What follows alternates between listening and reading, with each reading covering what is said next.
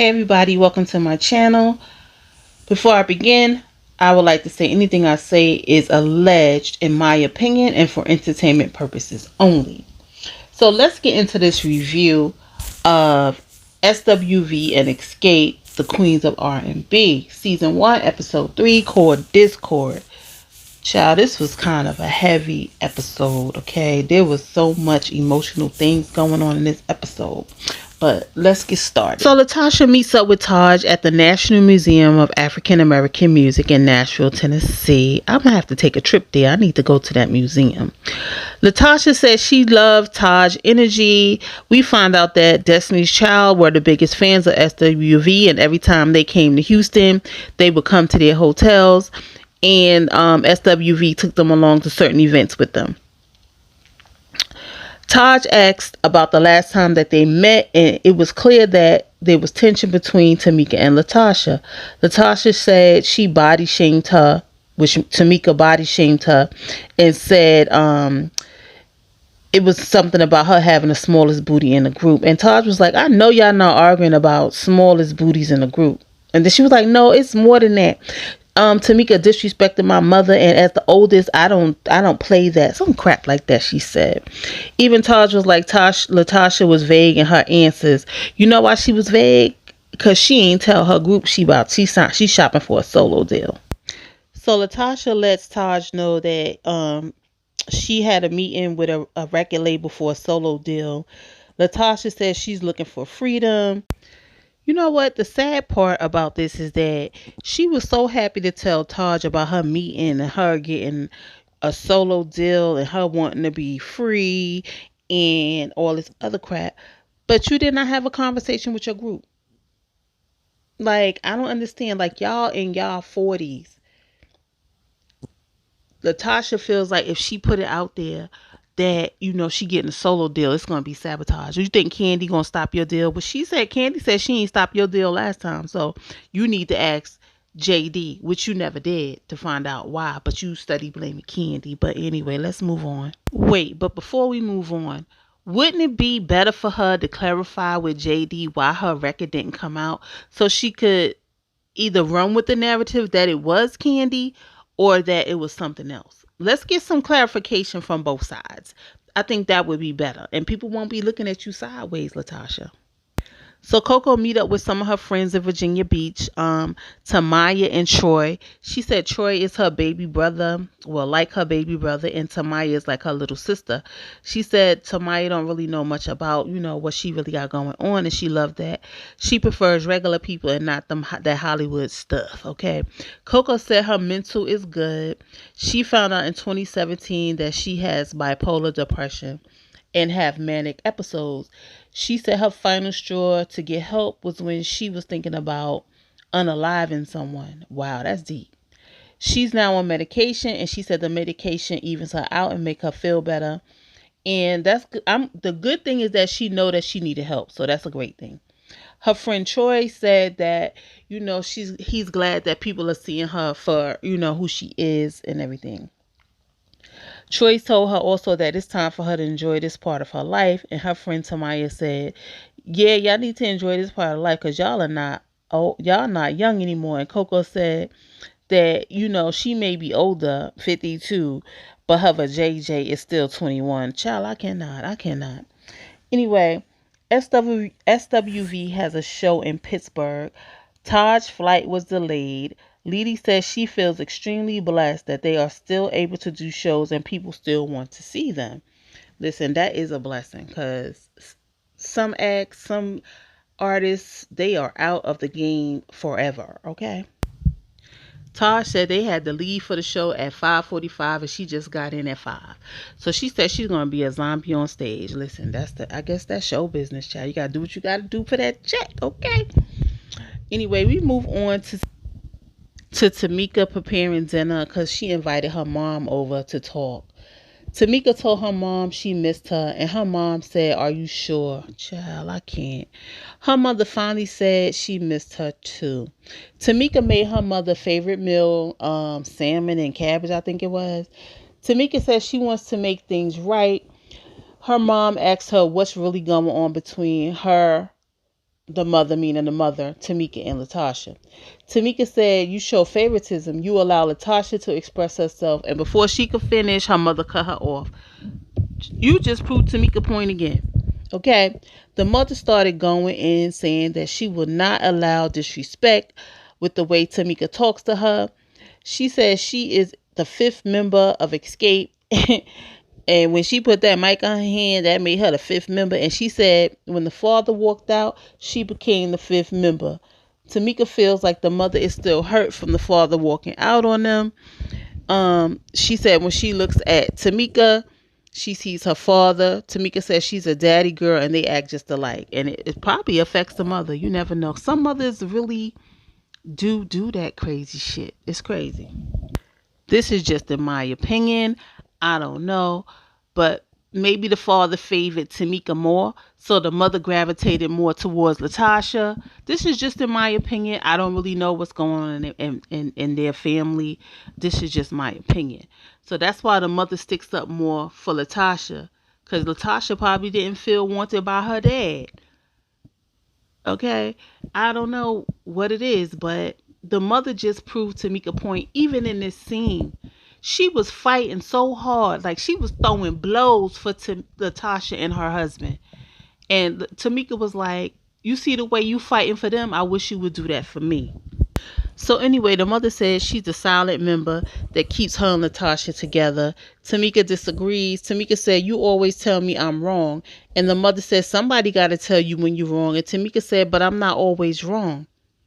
So the mother said to Latasha, you hurt your sister by talking about her husband. She said, if Tamika can't sleep at night. Tamika was like, if I could sleep at night, only reason I talk about him is when he's in my business and he's taking money from me and my family. The mother again said, ain't nobody taking your money from you. Like, have you ever sat down with Tamika to find out what was really going on as her mother? But anyway, let's move on. Tamika said, as hard as you go for them, I wish you would go as hard for me, which I mentioned a little earlier. Tamika said, I brought you here to apologize because you said I disrespected you.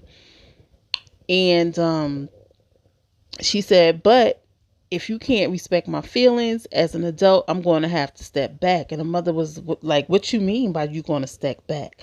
Tamika says she's been getting this her whole life. She's been getting beat up her whole life. And Tamika starts crying. The mother apologizes and says if she was more of a mother to Latasha than Tamika, child, like this is deep. Okay. She says she loved her always and will always be there for her. They hug. Tamika said, she loves her mother and this is the first time that she's ever spoke up for herself, and hopefully they can move on and have a healthy adult relationship. And really quickly, in that scene, you could see that it was a child. Like the mother still talks to her like she's a child instead of adult, married with children and the whole nine. But Tamika became the adult and let her mother know how she felt. This was a really hard scene to watch. It really was. It was very emotional. Like I shed a tear because it was very emotional. It was really a hard scene to watch. And I pray and hope that, they fix their family structure outside of this music business and all of that stuff. But, in life, sometimes family be the ones that do it to you. But anyway, let's move on. Taj and Candy meet up at Candy's house. Taj lets Candy know that Latasha was in Nashville shopping a record deal for a solo deal. Candy said this is a repeat of history. She said she did the same thing back in the day. She started treating the group real funny and her ego got in the way. Latasha didn't want to say she was out of the group in case the solo deal didn't go through. It was like her safety net. Child. So Taj said she could relate. Coco did the same thing when SWV was going through their things, and Taj said she was pissed. So Taj invites them to come down to their rehearsal so they can figure out how to get the SWV and Xscape tour going without Latasha. Like they want her there, but if she ain't gonna be there, they're gonna have to figure out, what to do. She said the vision don't stop. So the next scene, we got Lily and her son. They hanging out. She said she is not friends with her kids. She said that does not work for her. Okay. Her son is a rapper. She said she's using her resources, but will not open the doors for him. She's coming out with her erotica books called The Many Faces of Sister Hot P, which is her alter ego. um she said she want to set herself up and be a better version of herself. She don't want to be known as just the girl from SWV.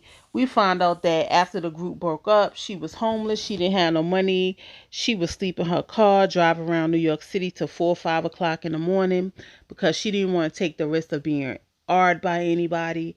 So she would wait till 5 something in the morning to go to sleep in a Yankee Stadium parking lot. She said she ended up getting her GED and found a job at an office building. And she said she felt whole after that. She had control over her life. So we go to a scene where Latasha's in the studio. She said it's her favorite place to be.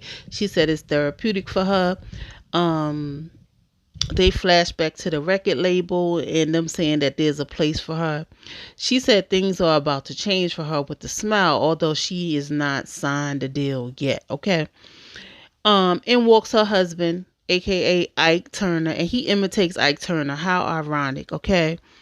Latasha says she got a text from Candy about the SWV rehearsal and she wants everybody to come. Latasha says she don't know if she's going to go. Rocky said, obviously, what's going on between you and Tamika is affecting you. He said, obviously, Tamika don't want to work it out with you because she's blaming him for something. So you telling Latasha that Tamika don't want to work it out because you allegedly stole her money? As far as I'm concerned, you should stay out of it. Sister to sister need to work it out. But we already know that you got Tasha wrapped around your finger, mind controlled, brainwashed, all of the above. Come on, Ike. Okay, but he claims he forgive Tamika, but he don't get it. Like, get out of here. He asks if Latasha talked to Xscape about what she's doing, and she says she has not. Okay, she says she's keeping it quiet because when she tell people what she's doing, it doesn't work out well for her, and it's okay to let the ink dry before she say anything. I can get that. I really do understand that, but again, y'all over 40 years old. Transparency is key so people can know what to do. Okay. Rocky said, if you want to go, go. If anything, go grab the mic and remind them of who you are. And see, that's part of the problem.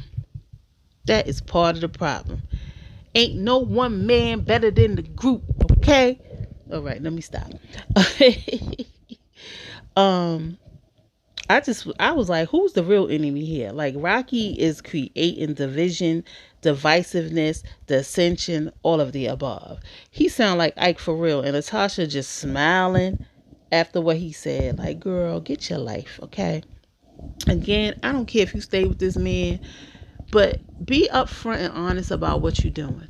Don't leave people in limbo because you don't know if you're going to sign a deal. So if you don't sign a deal, you able to come back to Xscape. Like, they need to put a clause in the contract. You going on your solo deal, that's it. Because apparently the three of them been touring and getting this money, okay, without you. And Tamika has been singing her ass off. But anyway, Coco and her son, they show a scene with them. He doesn't want to go back to school because he wants to pursue his singing career. Okay. Coco is not happy about that. She was like, I'm paying for this, you gonna go to school. Okay.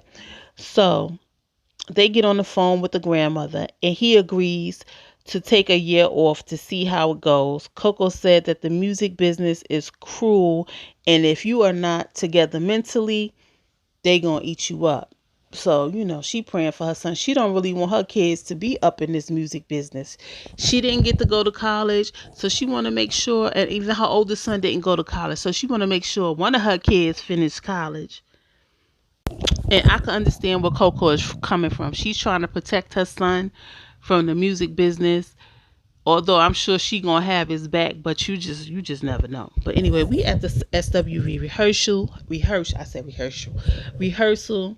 Um, so Candy's on her way. She's talking to Tiny, and in Tiny's confessional, she let us know that Latasha didn't let her know that she was shopping a solo deal. She said, but they kept getting resistant from Latasha. Like she would walk out on the meetings or she wouldn't say nothing at all. And that's really sad as a 40-year-old woman, okay? They agreed to do one night with SWV and Xscape. Latasha was the last one to put her hand in. Candy went right to the business, okay? Candy all about the damn business and her coin, okay? You know what, when I saw the previews, I really didn't agree or disagree with Candy. I thought they would, come to agreement to co-headline.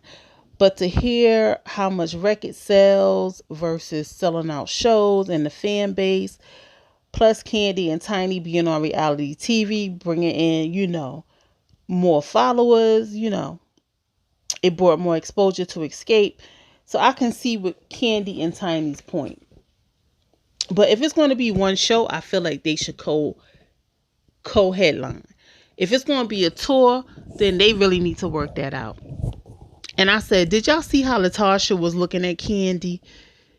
Okay, she was looking at Candy like, SWV is pissed. Coco and all of them walk out. They said if they can't agree, there will be no show. Todd says she is disappointed and feel like it's, a little disrespectful because they paved the way for them to do what they're doing. And then the episode ends. So I guess they're going to continue the conversation in the next episode. Listen, this music business is, grimy, but listen, I ain't mad at Candy for getting to the business of it. Not mad at it. So that's all I got. Like, comment, and subscribe. Come down in the comment section. Let's have a conversation about this episode. Again, I feel like that scene with Tamika and her mom was really heavy. I know in the previews they showed Tamika saying to her mom, like, if it was me or Latasha, you would choose Latasha over me if we were on a cliff. But they didn't show that part on this show. And why do they do that? Like, if you're going to show it in the preview, show it in the show, okay? But anyway, again, that's all I got. Hit that notification bell so you know when my next video uploads. And again, I appreciate my new subscribers and all my subscribers for that matter. See you in the next video. Peace.